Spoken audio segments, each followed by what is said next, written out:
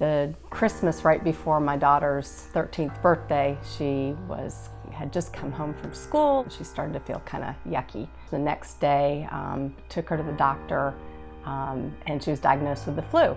She continued to get worse. She was throwing up blood. I called the doctor and they said, take her to Chippenham because they've got the pediatric ER. And when they saw her, they pulled her immediately into the PICU. She was diagnosed with a very aggressive form of pneumonia. By the next morning, it was completely in both lungs. I mean, they were both just black. She was really not getting any air on her own. Yeah. By the next morning, which was Christmas Eve, she was intubated in a drug-induced coma. That lasted on and off for a couple of weeks. It was pretty scary. There were a couple of days where we really were going hour by hour. Well, we had to go through those at least twice. They came and told us that she probably wouldn't live.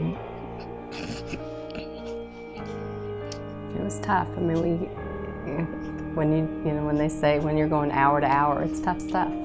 To see your child hooked up to pumps and machines and chest tubes, and it's just not something you're ever supposed to go through, I think, as a parent. There was one day in particular where she had come out of the coma. They had let her come back out of it. What they were doing wasn't working, so they told us to spend as much time as we could with her because they were going to put her back under. You think when you go through something like that you would have this terrible memory of it. It was a very family feel. The nurses were fabulous right off the bat. I mean, the ER folks were great. The doctors, Dr. Allen and Dr. Batista, were just wonderful. They kept us very informed throughout the whole process. They were not off doing their own thing and then, telling us later. They were including us in the decisions, which was really important when you're seeing your child, so vulnerable there.